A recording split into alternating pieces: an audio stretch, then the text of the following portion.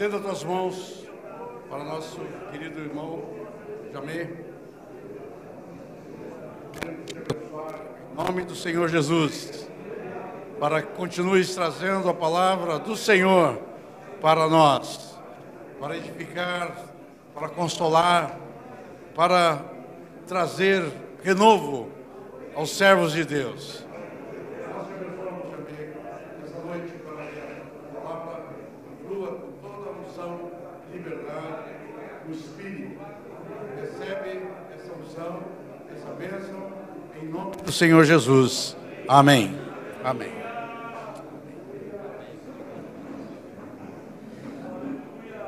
Amém.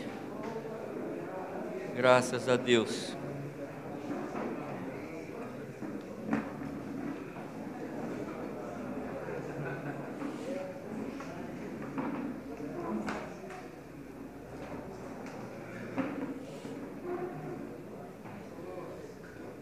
Boa noite, amados. Graças a Deus. Até aqui nos ajudou o Senhor. Amém. Estava meditando sobre esses dias aqui e me ocorreu um quadro. Eu trabalhei um tempo em Manaus.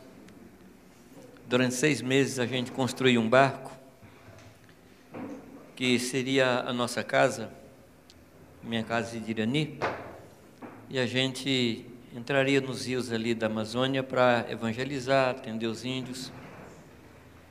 E foram muitas experiências que a gente teve quando construímos aquele barco. E o primeiro milagre é que a gente não é nem marceneiro nem carpinteiro, e o barco se fez. Esse foi o primeiro milagre. Mas, de vez em quando, eu via subir no estaleiro um barco que aparentemente estava bem, e as pessoas colocavam aquele barco ali. Quem mora na costa, quem mora à beira-mar já viu isso. E eles pegavam uma espátula, alguma coisa assim, e raspava toda a pintura, e depois pintava de novo. E a princípio, né, eu sou assim, muito perguntador, né? Falei, mas por que isso? E depois eles me mostraram que na medida que o barco vai navegando, no decorrer dos meses, dos anos, vão se grudando no barco pequenas cracas, pequenos corais, vai grudando na pintura. Então aquela facilidade para ele cortar as águas vai diminuindo.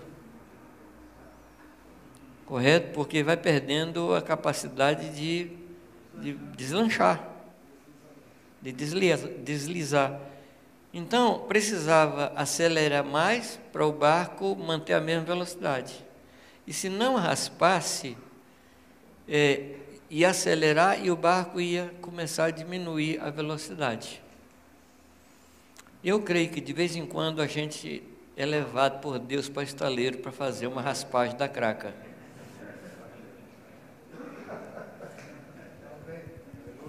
Eu não sei se você já sentiu que em alguns momentos da sua vida a velocidade foi diminuindo e não tinha nada a ver com a idade.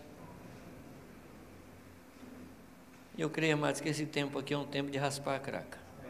Aleluia! E Deus vai nos dar uma pintura nova para a gente deslizar e caminhar naquilo que Deus quer fazer das nossas vidas. Amém? No barco eu não sei, mas na gente dói. Mas que Deus termine a sua boa obra na nossa vida. Eu gostaria que você lesse comigo de novo o texto que está em Ezequiel 34, e nós vamos ler o versículo 13.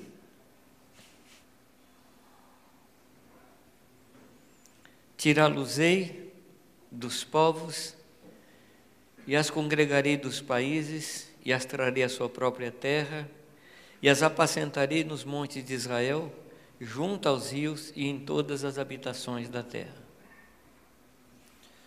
A gente comentou sobre a sua própria terra, falando de um lugar onde a ovelha se sente em casa. Falamos um pouco sobre os montes, o que são os montes que representam na vida da gente. E eu gostaria de só comentar um pouco a respeito desse termo, junto às correntes. Nós somos um povo que durante a nossa história a gente experimentou avivamentos. Quem viveu nos anos 70, e aqui tem uma boa parte que não experimentou aquele tempo, mas o Brasil passou por um avivamento muito grande, muito forte, durante aquele período. E todo esse movimento de restauração, ele começou no final, ali na metade para o final dos anos 70, na Argentina, nos Estados Unidos, ali o movimento Chuva Serôdia e Argentina, que foram os dois grandes movimentos que nos influenciaram aqui no Brasil. Então nós recebemos assim, uma pressão do norte e uma pressão do sul, que nos abençoou muito. Mas no decorrer dos anos, a gente foi ficando com a fórmula e perdemos muito da essência. Nós nos apegamos ao ensino, muitos bons ensinos que nós recebemos, e como eu falei ontem, a respeito dos frutos híbridos, que nós produzimos assim, homens e mulheres muito bons, mas, ao meu ver, nós perdemos muito do mover do Espírito Santo. A minha conclusão, ao observar essa situação da igreja nos últimos tempos, a conclusão que eu cheguei é que nós nos tornamos um povo de teologia renovada, mas de prática conservadora ou tradicional. Então, se nós perguntarmos nas nossas congregações se o povo crê nos dons espirituais, eles creem em todos eles. Mas eu percebo, amados, que nós temos deixado, eu não vou dizer deixado de lado, mas assim, nós não temos dado a ênfase que nós precisamos dar ao mover do Espírito, à prática dos dons espirituais. Então eu creio de todo o meu coração que Deus quer nos levar de volta junto às correntes das águas.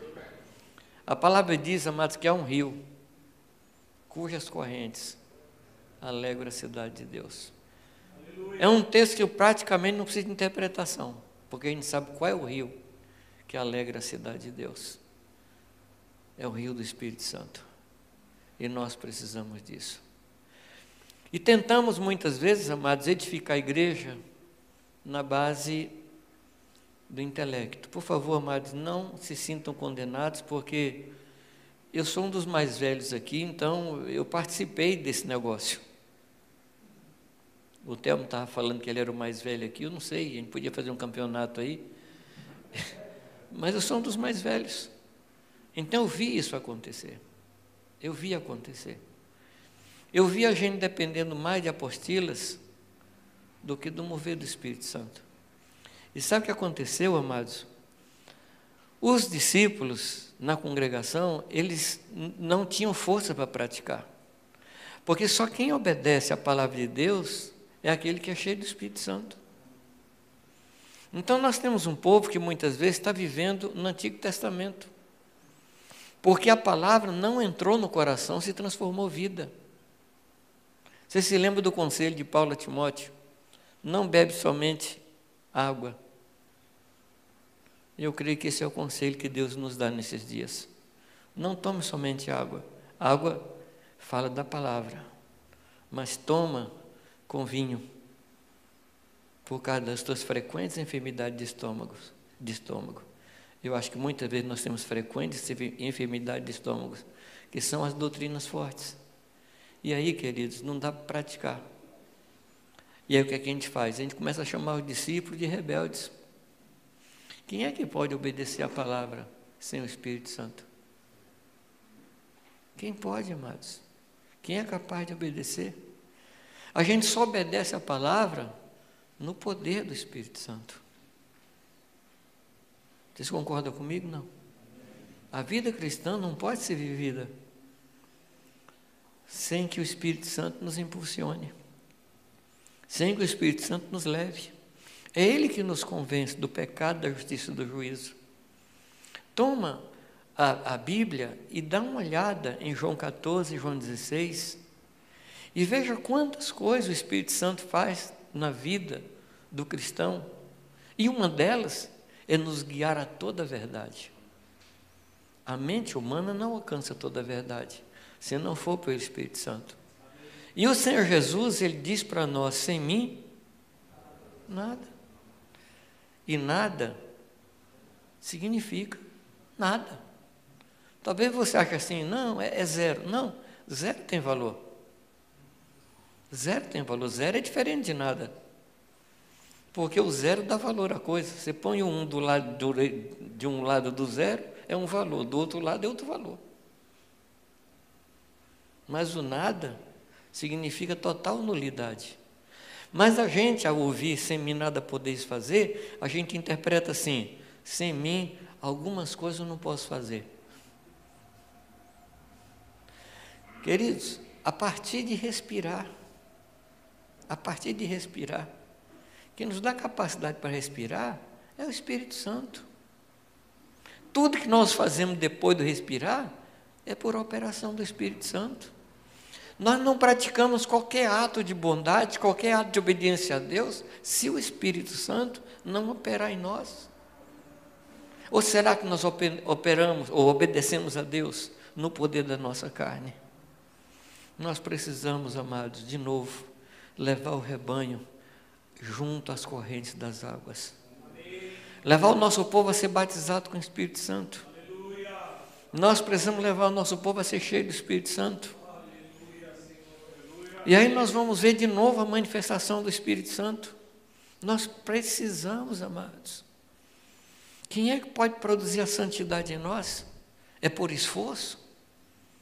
Não é isso que Paulo combate em Gálatas? Começamos no Espírito, terminamos na carne? É isso que Paulo combate. Nós precisamos continuar andando no Espírito Santo, buscando o Espírito Santo. A gente tem que olhar o rebanho e ver quantas pessoas chegaram e não são batizadas com o Espírito Santo. Porque a gente traz mandamentos, a gente traz comandos e as pessoas não conseguem obedecer. Eu tenho conversado com algumas ovelhas e elas falam assim, eu gostaria de fazer isso, mas eu não consigo. Quem aqui já não experimentou o Romanos 7? Quem aqui não experimentou o Romanos 7? A grande virada da carta aos Romanos é Romanos 7. É aí que a gente olha para a gente mesmo e diz, miserável uma que sou. O que eu quero fazer, eu não consigo. Mas o que eu não quero é exatamente o que eu faço. E aí ele pergunta, quem me livrará do corpo desta morte? E ele lança um grito de libertação, graças a Deus, que já não há mais condenação. Já não há mais condenação para aqueles que não andam mais segundo a carne, mas segundo o Espírito. Se você lembra de Romanos, Romanos tem uma virada fantástica. Entre o 7 e o 8, até o 7, poucas vezes o nome do Espírito Santo é falado. Poucas vezes, uma ou duas vezes. Mas a partir do capítulo 8, dali em diante é o Espírito Santo que age.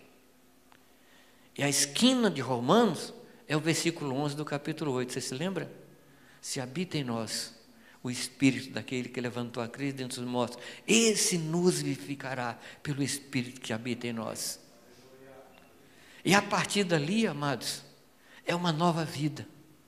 É uma nova vida. Aí fala da adoção. Fala que aqueles que obedecem ao Espírito Santo, que são guiados pelo Espírito, esses são filhos de Deus.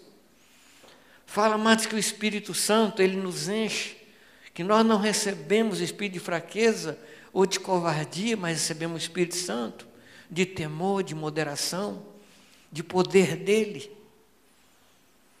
Aí ele fala que o Espírito Santo geme, mas antes, diz que ele geme em nós na ardente expectativa da manifestação dos filhos de Deus. E aquele que geme é o que produz em nós o que ele quer. Aí a palavra diz que ele intercede por nós, porque aquele que intercede por nós conhece a intenção de Deus, e ele ora a Deus o que Deus quer ouvir. É o Espírito Santo. E aí ele fala para nós, amados, todas as coisas cooperam para o bem daqueles que amam a Deus. Isso é o Espírito Santo que produz. Ele faz tornar em bem tudo aquilo que aparentemente foi mal. Ele faz isso. E a partir daí, amados, até o final de Romanos, você vê uma obra poderosa do Espírito Santo. Nós precisamos voltar a depender do Espírito Santo. Amados, na medida que a gente vai caminhando no ministério, a gente vai adquirindo algumas cracas. Deixa eu te falar algumas minhas. Depois, se você quiser vir aqui, dar testemunho, pode vir. Eu descobri, eu aprendi, eu concluí que, por exemplo, problemas entre casais não são muitos. São basicamente 4 ou 5. Não sei se você já chegou nisso aí também.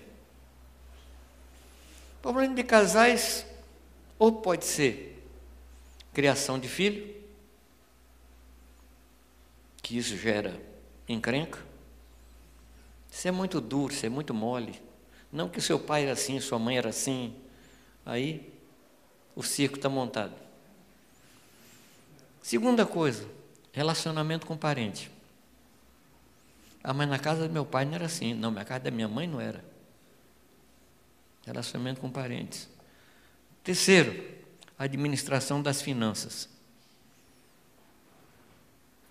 E quarto, relacionamento íntimo. O restante é derivado desses 4. Pode sentar e fazer suas contas aí. Então, assim, eu tenho muita experiência. Tá bom? Aí um casal liga para mim. Jamil, é o seguinte, nós estamos aqui com uma não pequena contenda entre nós. Aí eu pergunto, é o problema 1, 2, 3 ou 4? Ele fala, é o 4. Então, bom, então você lê tal versículo, tal versículo, tal versículo. Pronto, próximo. E você sabe o que acontece?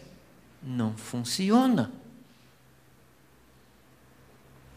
Porque a coisa não é feita desta forma. Não é a experiência que produz mudança na vida das pessoas. Não é a minha experiência. É o Espírito Santo. Eu tenho que depender de Deus em toda visita que eu faço. Eu tenho que depender de Deus todas as vezes que eu escuto um discípulo. Aliás, amados, só um parênteses aqui, ou nota de rodapé, não sei como seria. Mas uma das coisas mais importantes no pastoreio é saber ouvir.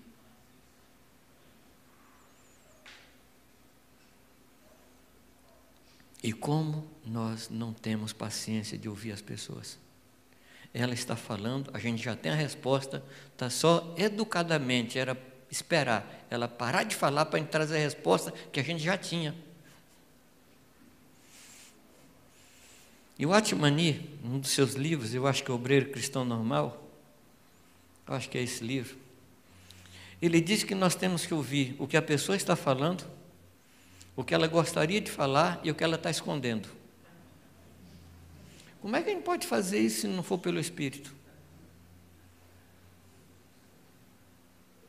E enquanto ela está falando, eu preciso estar orando, Deus, me faz ouvir.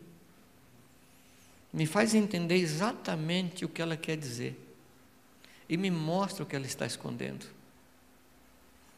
Eu estava no Rio de Janeiro, eu estava falando a respeito de grupos nas casas, e chegou lá um pastor, e o pastor que havia me convidado, me apresentou a esse pastor que chegou, e falou, Jamil, ele quer conversar com você.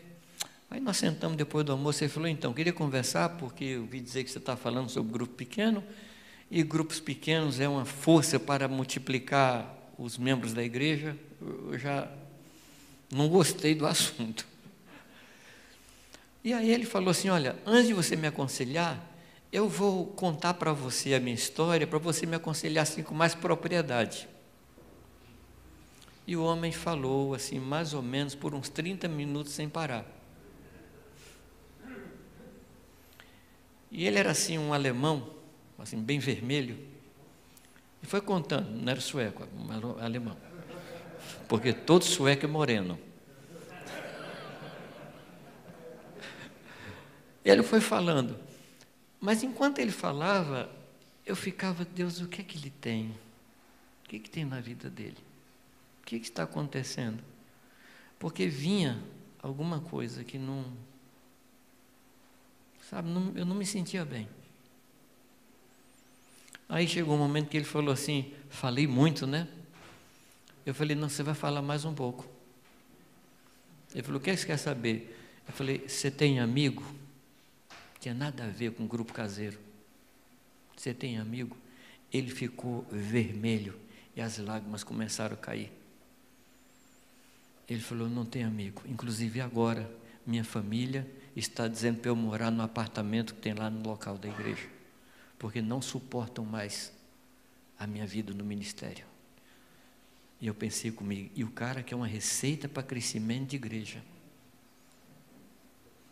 Você me compreende? Existem canais pelos quais a pessoa está transmitindo que só pelo Espírito Santo você pode ouvir. E nós, amados, o ministério pastoral, muitas vezes não é falar, é ouvir. Ouvir o que a pessoa está dizendo, mas muito mais, ouvir o que ela não está dizendo. E aí não há psicologia que nos ajude nisso. É o Espírito Santo. Discernimento de espírito, revelação, palavra de conhecimento, palavra de sabedoria. São dons que se manifestam no pastorado. Quantas vezes você assenta com uma pessoa e a pessoa traz aquele problema e fala, meu Deus, como é que eu saio dessa? Deixa eu te contar uma história com minha filha. Um dia saiu uma pessoa lá de casa, eu estava aconselhando, e a minha filha pequenininha falou, pai, quero conversar com você. Igual o filho do João. Quero conversar com você. Falei, pode falar. Não, lá na sala. Exatamente igual. Aí ela sentou na poltrona, eu na outra, e falou, pai, estou com um problema. E eu pensei, meu Deus, que tamanho de problema cabe nessa cabecinha? Quer dizer, falta de se tocar, né? Para não falar falta de discernimento. E ela falou, pai, eu estou com um problema sério. Falei, qual é o problema? É assim, a mãe manda eu fazer uma coisa e o diabo manda eu fazer outra. Falei, Deus, é Romanos 7 Kids.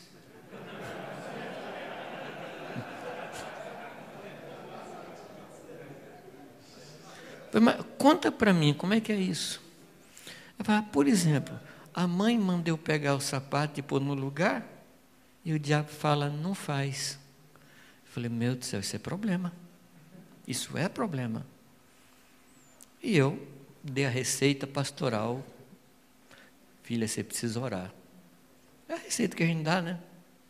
Já pronta, você receita isso igual os médicos de hoje, não todos, né? Que é uma virose, né? Então, estou com dor no pé, virose. Não é todo médico não, tá? Tem médicos muito bons. E o nosso virose é assim, você tem que orar. Ao invés da gente ajudar a pessoa a discernir, a gente fala, vai orar, vai.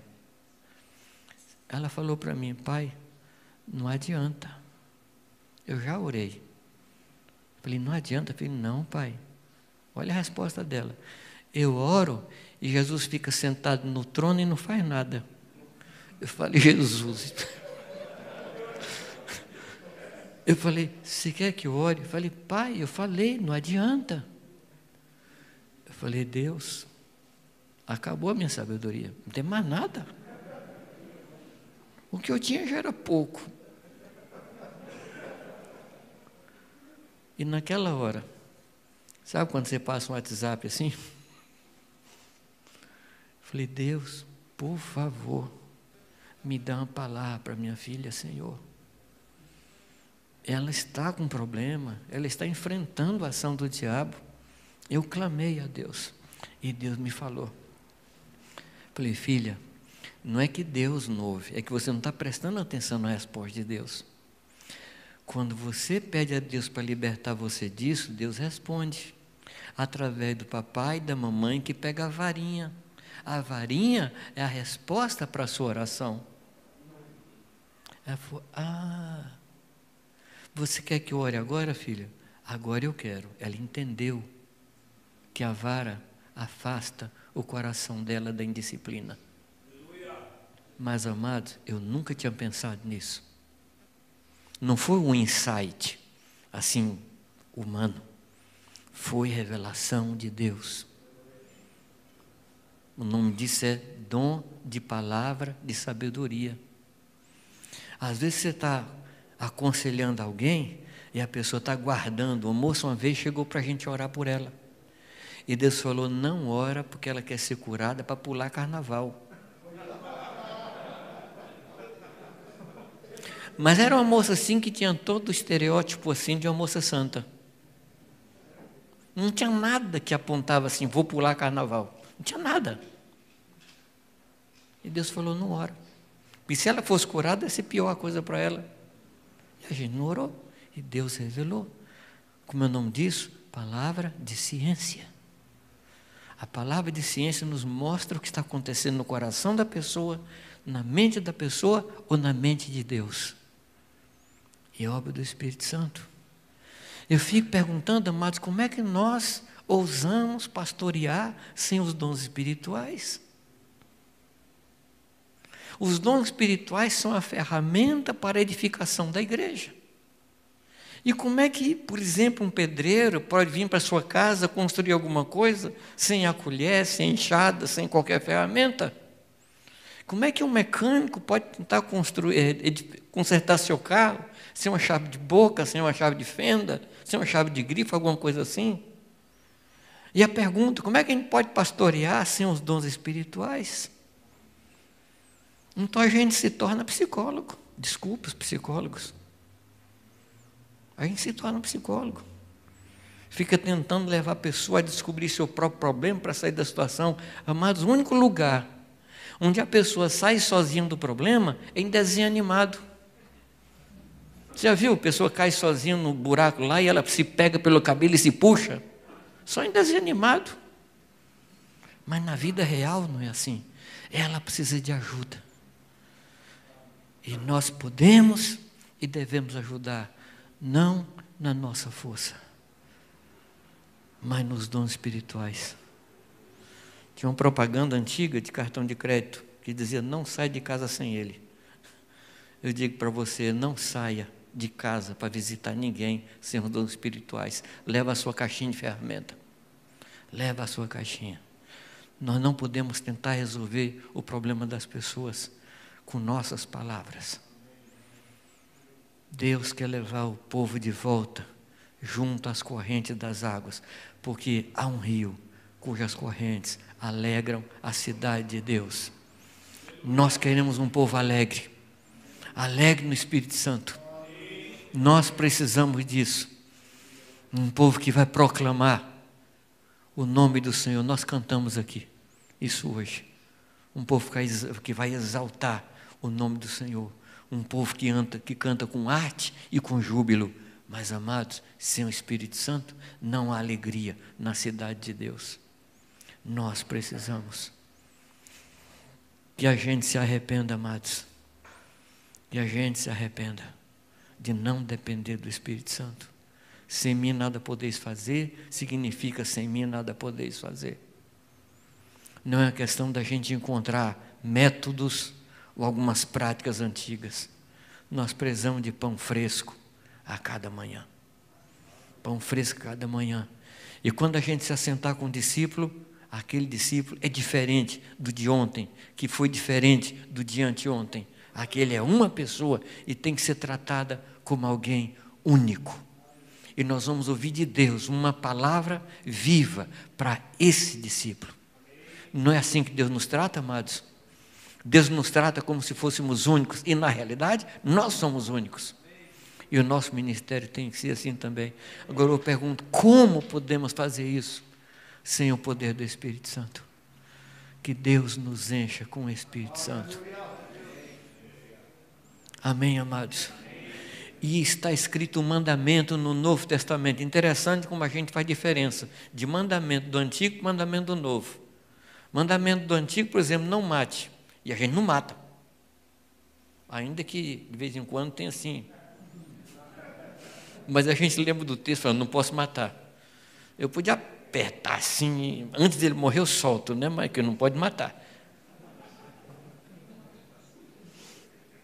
Mas está muito claro para a gente que ele não pode matar. Mas tem um mandamento que diz enchei-vos do Espírito Santo. É o mandamento do mesmo Deus. E nós não podemos tratar isso como se fosse uma opção. De jeito nenhum. Nós precisamos ser cheios do Espírito Santo. Porque a obra de Deus que nós fazemos tem que refletir o caráter de Deus. E isso só pode acontecer se nós fizermos no Espírito do Senhor.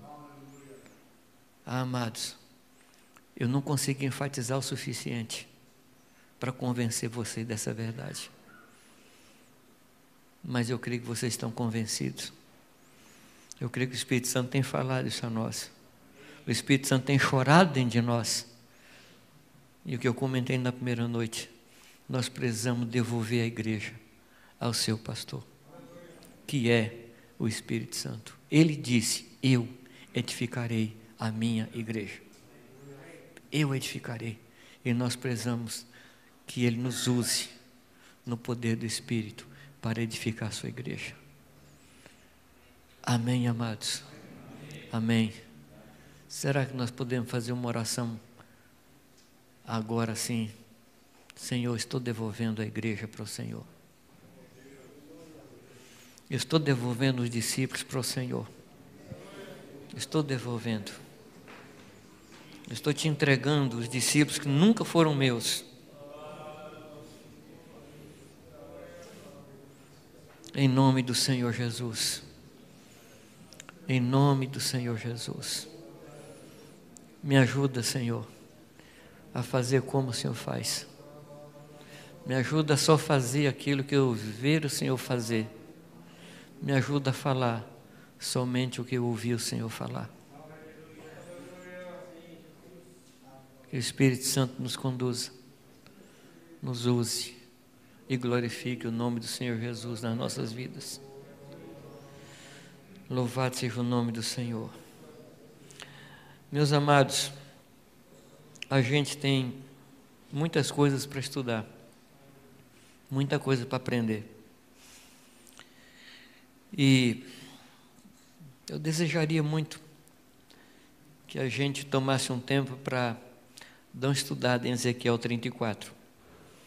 Mas como eu creio no poder do Espírito Santo, eu creio que Deus vai inspirar os irmãos na leitura desse texto. E Deus vai falar com vocês muito mais do que falou hoje e ontem. Deus vai se revelar muito mais. E eu gostaria, assim, de tomar um tempinho com vocês e dar alguns conselhos para os pastores mais novos. Pode ser? Eu não sei como é que a gente chamaria aí, ou que momento a gente diria que você é novo, você já é velho, não sei. Esse aqui é novo, esse aqui já é velho, eu não saberia qualificar. Mas talvez esses conselhos sirvam para aqueles que já são jovens há mais tempo, né? E já tem muito tempo de mocidade, né? Primeiro conselho, eu comentei com vocês na primeira noite, não pretenda saber tudo. O Arthur, meu pai na fé, dizia que o aluno que mais sabe é o aluno do primeiro ano. Porque o professor fala alguma coisa e assim, eu já sabia disso, eu já li isso, meu pai falou isso, eu li isso num livro.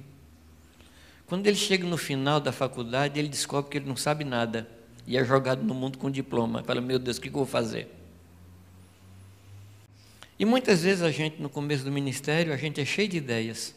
Eu vou revolucionar o mundo, eu vou mudar a humanidade, eu vou trazer fogo do céu sobre essa terra toda. Aí na primeira esquina você descobre que não é bem assim. Não pretenda saber tudo.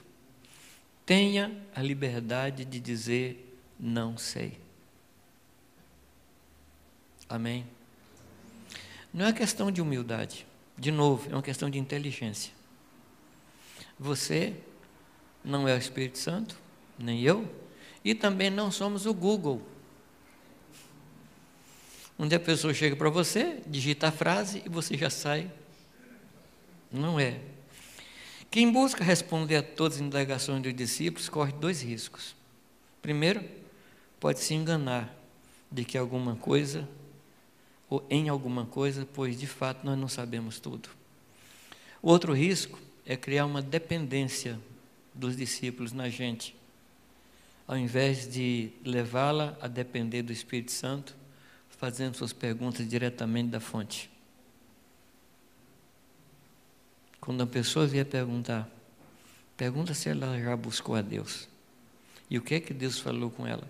E você pode ajudá-la a discernir, mas não responder. A palavra diz, amados, que nós não temos necessidade que alguém nos ensine. 1 João 2,27 diz que nós temos a unção. É isso que diz o texto. Segunda coisa, não queira fazer tudo. Não queira fazer tudo. Como se os outros não fossem capazes. Da mesma forma que você aprendeu, outros também poderão aprender. E como eu comentei também, se ele fizer diferente, não tem problema. Não tem problema. Se ele errar, não tem problema. Não queira fazer tudo. Dá liberdade aos outros. Algumas pessoas dizem assim, não, se eu não fizer, a coisa não sai. Que não saia. Que não saia. Deixa os irmãos aprender. Deixa os irmãos sentir a necessidade de fazer. Porque isso é obra do Espírito Santo também. Dê tempo às pessoas para que eles aprendam. Fazer errado faz parte do aprendizado. Ou não? Faz parte do aprendizado. A única liberdade que nós não temos é de pecar. Mas errar, nós temos liberdade de errar. Temos liberdade de tentar de novo. Terceiro, procure descobrir desde cedo qual é o seu ministério específico e dedique-se a esse ministério. E somente faça outras coisas quando perceber que as responsabilidades específicas de seu ministério foram satisfeitas. Deu para entender isso? Não. Quando Marta chega para Jesus, e todos conhecemos esse texto eu gosto muito dele, porque mostra assim uma liberdade muito grande daquela família com Jesus. Jesus ali era um visitante, mas era um visitante frequente e amigo da família. É por isso que quando Marta chega, ela não chama a atenção de Maria, ela chama a atenção de Jesus. Você percebeu ou não? Porque você não fala para o visitante, né? Se a coisa fosse assim meio formal, ela diria, Maria, vem cá, querida. E lá na cozinha, o fogo ia descer, né? Mas ela fala com Jesus. E o que Jesus fala com ela? Senhor, não se te dá que eu fique sozinha e Maria fique aí? E o que Jesus fala? Marta, Marta, por que me persegues? Não é? Não.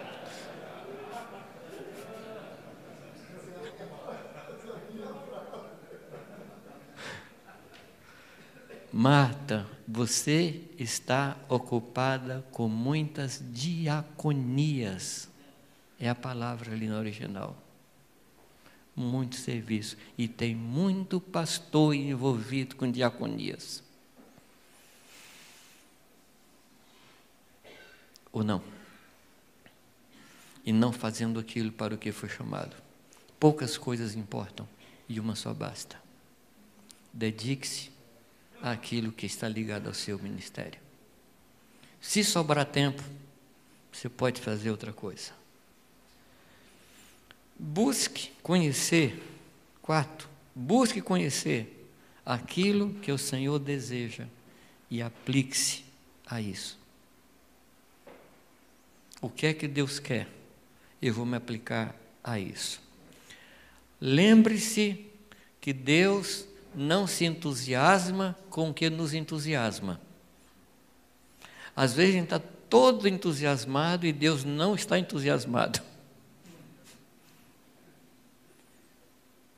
Então dedique-se àquilo que o Senhor deseja e aplique-se. 5, afaste de você todo espírito de pioneirismo. Acontece uma situação lá na congregação, você já pensa, daqui para o mundo. Aí já vem uma profecia, vocês vão abençoar todas as nações da terra. E o tempo passa e nenhuma nação é abençoada, nem a vizinhança. Antes de você, outros já fizeram.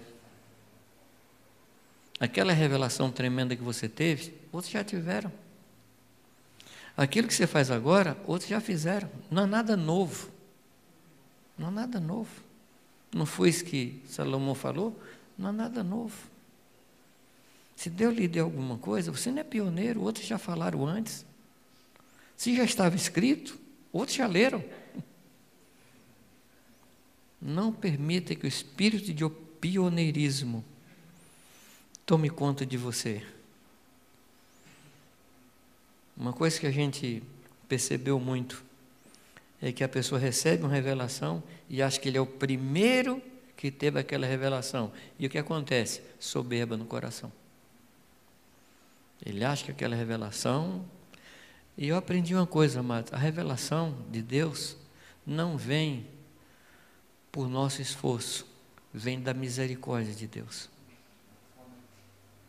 Não é porque você se esforçou, não é porque eu me esforcei que veio a revelação do Senhor.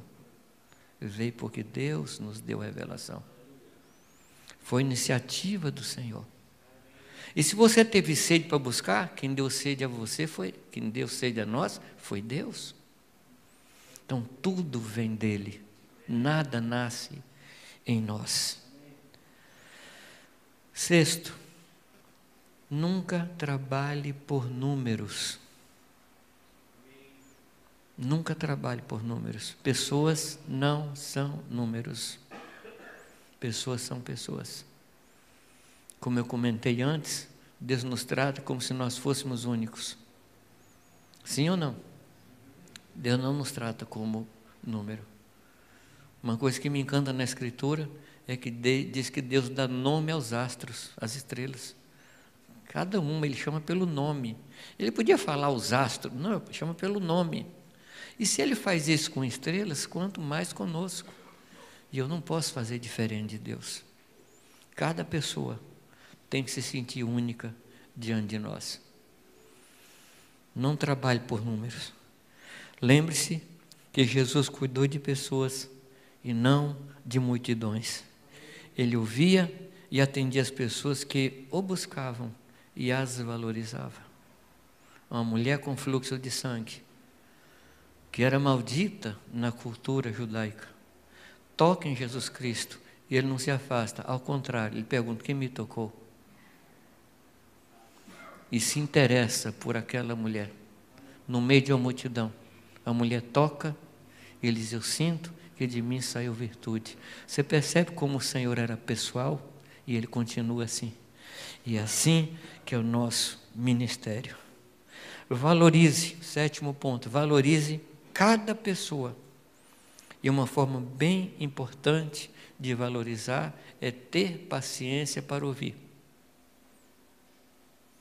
Aquilo que eu comentei sobre ouvir.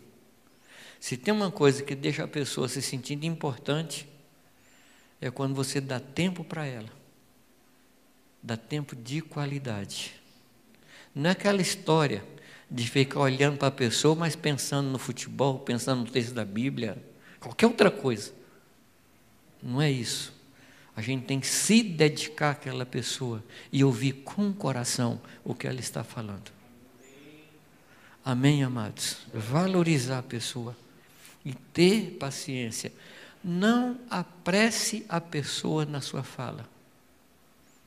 Não complete frases da pessoa. Você já viu isso? Não? Você gosta disso? Você começa uma frase, a pessoa já termina. Por favor. Por favor. Isso mostra que a gente tem uma impaciência muito grande, que a gente acha que tem toda a resposta. Escute a Deus enquanto a pessoa fala. 8º, na medida que puder, faça todo o esforço para nunca se atrasar nos compromissos. Amados, questão de horário é uma questão à parte. Sim ou não? No decorrer dos tempos, eu aprendi algumas coisas a respeito de tempo. Eu aprendi que quando eu chego atrasado no compromisso, eu estou manifestando um complexo de superioridade para com aquela pessoa com quem eu marquei. Porque se é sabido, se é consciente que eu vou me encontrar com alguém superior, eu marco 8 horas, que hora eu chego lá? E quando a palavra diz que nós devemos considerar o outro superior, eu creio que inclui horário. Valorizar o tempo das pessoas. Quando a gente diz que não tem tempo, a gente está contando uma mentira. O tempo é a única coisa que Deus nos deu. E com o tempo é que nós adquirimos as outras. O tempo é uma ferramenta para a gente adquirir outras. É com o tempo que a gente estuda a Bíblia, é com o tempo que a gente trabalha, é com o tempo que a gente adquire bens. Então o tempo é uma ferramenta que Deus põe na nossa mão. E Deus nos dá a todos 24 horas. E eu pergunto, por que uns que têm 24 horas conseguem progredir e outros que têm as mesmas 24 horas não progredem? Eu me lembro de uma experiência que a gente teve lá na congregação onde eu nasci, que tinha um cântico lá, eu duvido que vocês conheçam o cântico, mas o cântico assim, Senhor, dá tempo para mim, Senhor, dá tempo para mim. Você conhece? Puxa vida, é o primeiro na minha carreira. Você conhece também? Puxa vida, nós vamos fazer um coral. Senhor, dá tempo para mim ocupar minha vida contigo. E o pastor, ele falou, gente, vamos parar com esse negócio, vamos mudar essa música, de hoje em diante vai ser assim, Senhor, dá vergonha para mim. Claro que nunca mais a gente cantou aquela música. Tempo é a coisa mais importante que a gente tem. Esforce-se por nunca atrasar. E se por acaso tiver que atrasar, avise a pessoa, vou chegar 10 minutos, vou chegar meia hora, por favor me perdoe. Isso valoriza a pessoa e mostra que você a considera superior. Amém? Por favor, ore sobre isso. Ore sobre isso. Quando a gente atrasa, 5 minutos, 10 minutos, faz a conta. 10 minutos de cada pessoa que está aqui, isso dá quanto tempo? Dá quanto tempo? Mas não atrasar só para economizar tempo. Porque nós temos que saber o que vamos fazer com o tempo que a gente economizou. Mas não atrasar para honrar as pessoas. Deus me tratou seriamente nessa área. A gente tinha 2 filhas, eu já tinha 3 na época. E eu sempre fui chato com esse negócio de relógio, sempre fui chato. Isso não sei o que falo, não. Minhas filhas falam que eu sempre sou chato nessa área.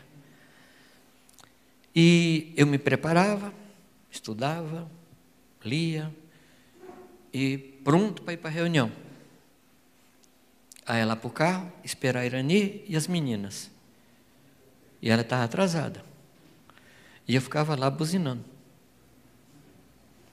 E eu me consolava, falei, graças a Deus, eu não sou Salomão com 1000 mulheres, graças a Deus, não sou Salomão, só tem uma. E um dia, o Espírito de Deus me pegou lá no carro. Falou, por que ao invés de ficar buzinando, você não entra lá para ajudar ela? Deixei de buzinar.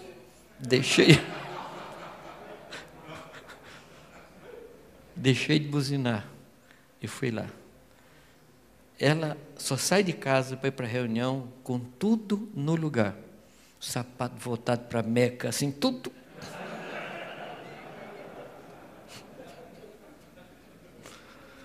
Eu falava, Irani, para que isso?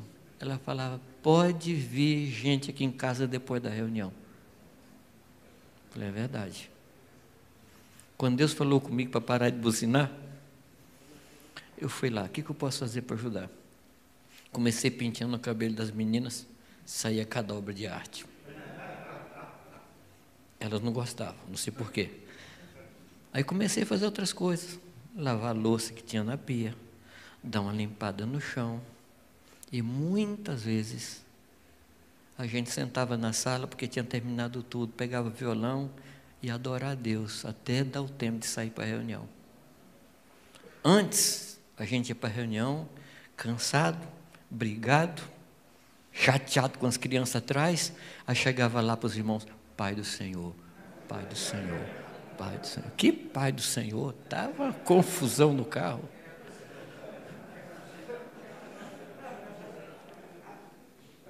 Qualquer semelhança. Gente, eu estou confessando pecado, eu espero que alguém me ajude aqui, não confessar o meu, mas os seus. Faça todo esforço para nunca atrasar em nenhum compromisso. Por outro lado, sempre perdoe quem atrasar com você. Amém? Sempre perdoe. Quando você marcar um compromisso, de acordo com Romanos, aliás, de acordo com Mateus 18, 70 vezes 7, marcou um compromisso, a pessoa já está perdoada. Você não pode cobrar nada. Agora, no discipulado, ensina ela a não atrasar, mas não por sua causa, por causa dela. Amém? Só isso aqui dá uma outra matéria.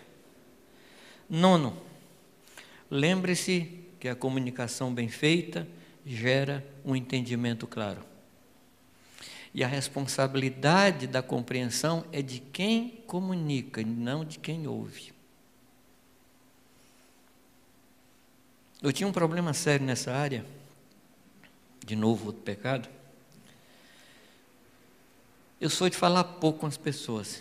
E eu achava que aquela frase que eu tinha falado eram pessoas adultas, elas já tinham compreendido. E um dia eu estava chateado, cheguei em casa e falei, Irani, esse pessoal não anda naquilo que a gente fala. Ela falou assim, como? Não, eu falei um negócio para eles, não andaram naquilo. Mas como é que você falou? Eu falei, olha gente, quem puder, vem aqui tal hora. Ué, você falou quem puder. Os irmãos não puderam, não vieram.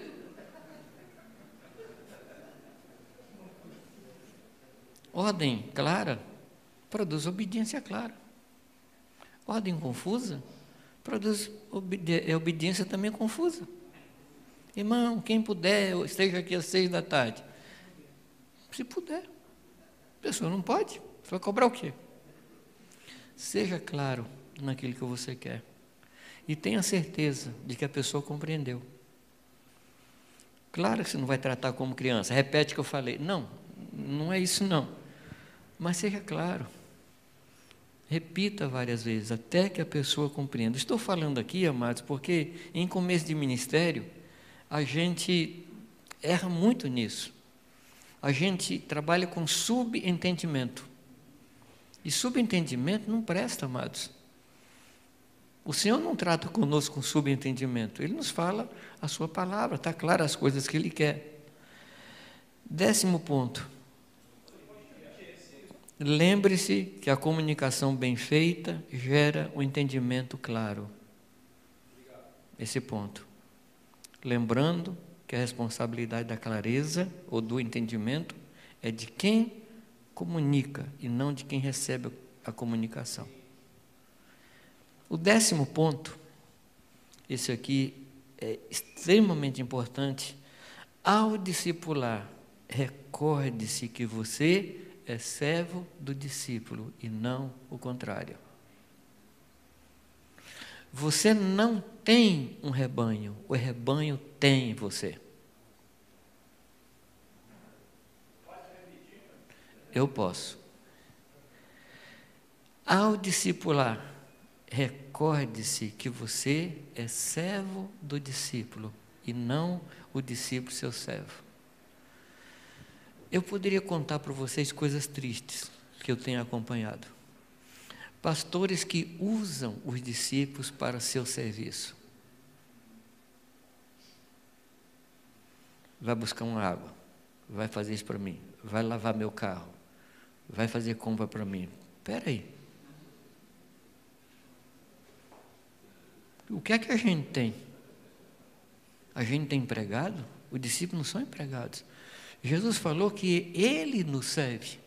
Se Jesus, que é Jesus, nos serve, quanto mais eu. Amém, amados?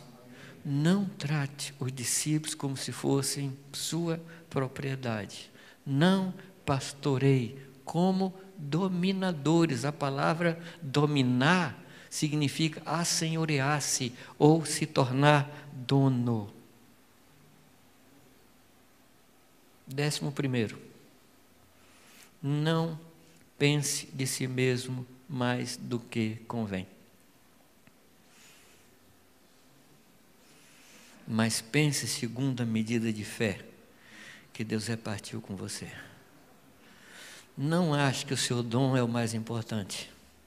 Não ache que a sua palavra é mais importante. Quantas vezes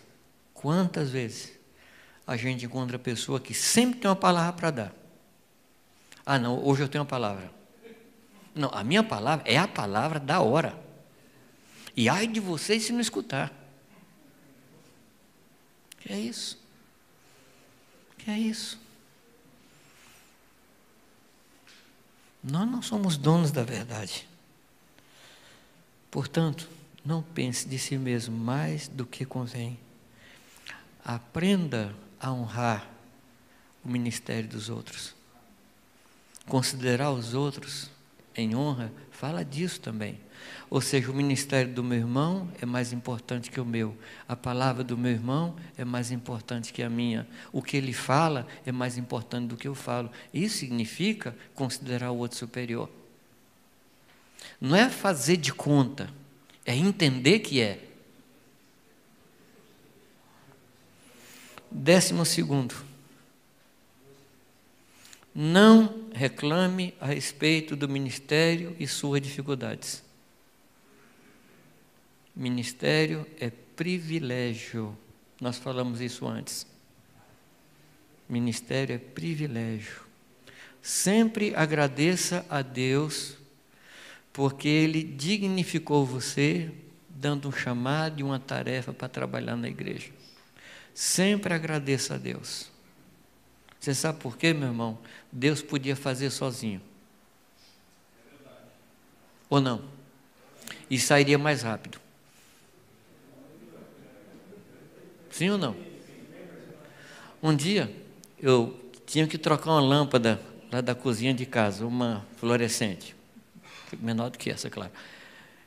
Eu chamei meu filho para ajudar. Ele tinha assim uns 6 anos de idade, 5 para 6 anos. Falei, filho, vamos trocar a lâmpada da cozinha. Todo pai faz isso, né? Trocar um pneu do carro, me chamar minhas meninas para ajudar a lavar o motor do carro, eles não suportavam. Eu achava que elas gostavam. Hoje ela disse, pai, a gente não suportava. Você vê que má coração ingrato, né? As mãozinhas sujas, cheirando óleo diesel, tadinhas. Mas eu chamei meu filho para fazer isso. Eu subi na escada, fui tirando uma peça, dando na mão dele para pôr em cima da pia, tirei a lâmpada, pôr em cima da pia. Daqui a pouco eu olho para baixo, ele está com a lâmpada assim, Darth Vader. Falei, meu Deus do céu, solta essa lâmpada. Peguei rápido assim, porque aquele perigosíssimo. Aquela tensão assim de ver a lâmpada quebrada na mão dele. Aí tomei a lâmpada, pus no lugar, acertei tudo. Aí escuto ele assim, mãe, trocamos a lâmpada da cozinha. Como trocamos a lâmpada? Você entendeu a parábola, não? Você entendeu a parábola? Você sabe por que Deus chamou a gente? Porque Ele gosta de repartir a sua glória conosco. Não é porque a gente sabe fazer qualquer coisa, não. A gente atrapalha. E você não vai chegar diante de Deus, nós fizemos a obra. Para com isso. Para com isso.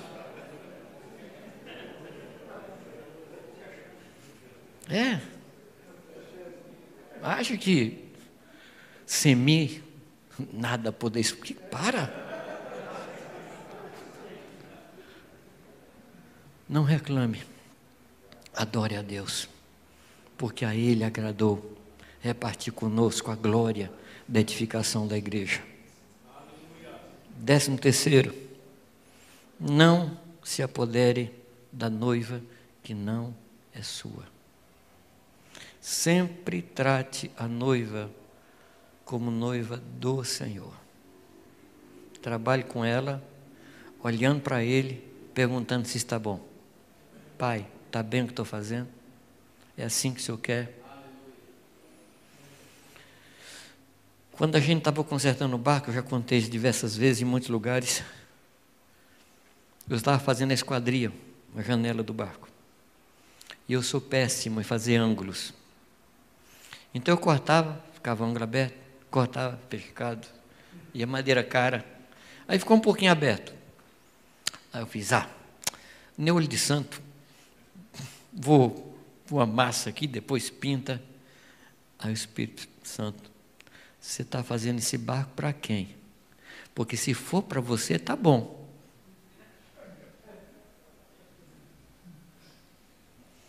Não está escrito que tudo que formos fazer, devemos fazer para Ele?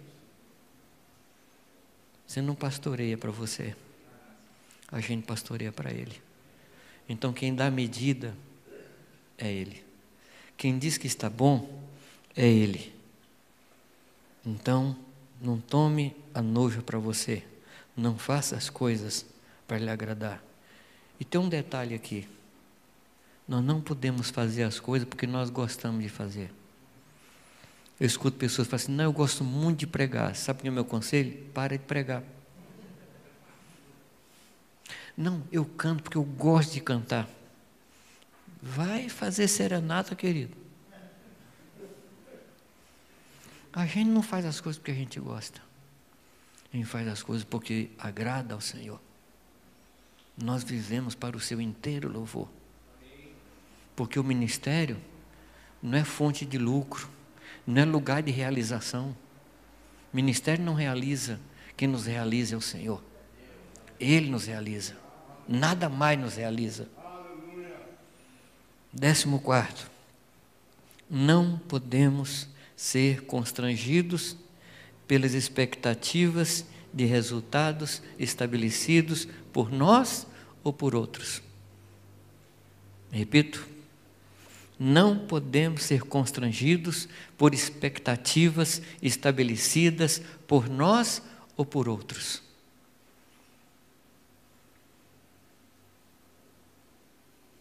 É Deus quem estabelece onde a gente chegar. Eu queria ter muito tempo para falar disso. Pastores que se preocupam com o que as pessoas falam e ficam dando satisfação.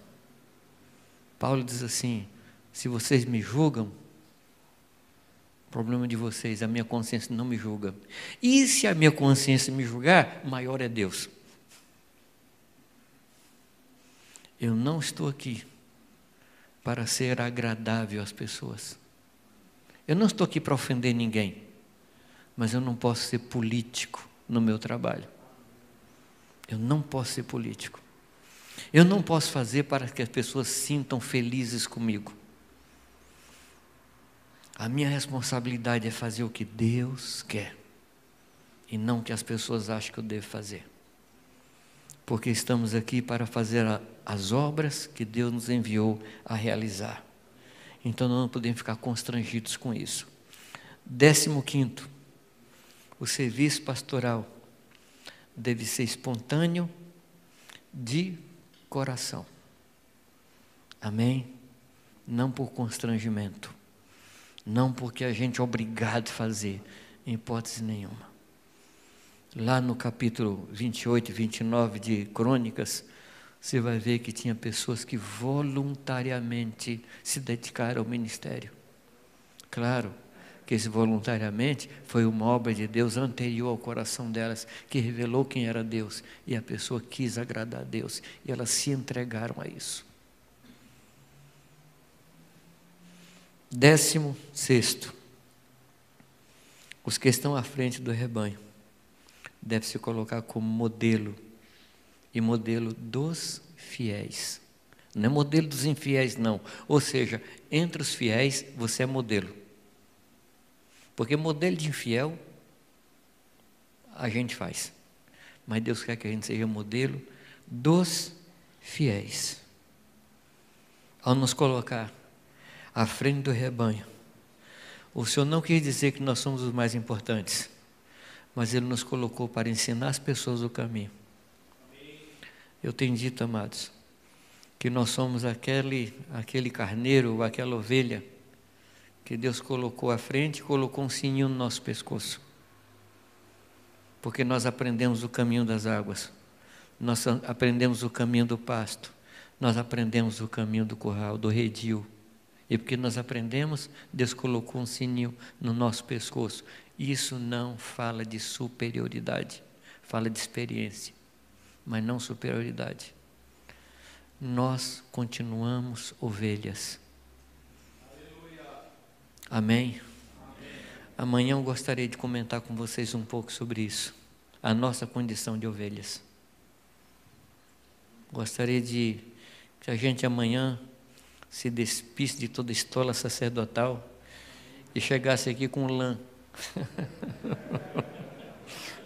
berrando ou balindo, como ovelhas do Senhor. Amém? Eu vou pedir licença ao Márcio para passar para vocês essa lista, tá bom? Pode ser? Vou passar para vocês. Que Deus nos abençoe.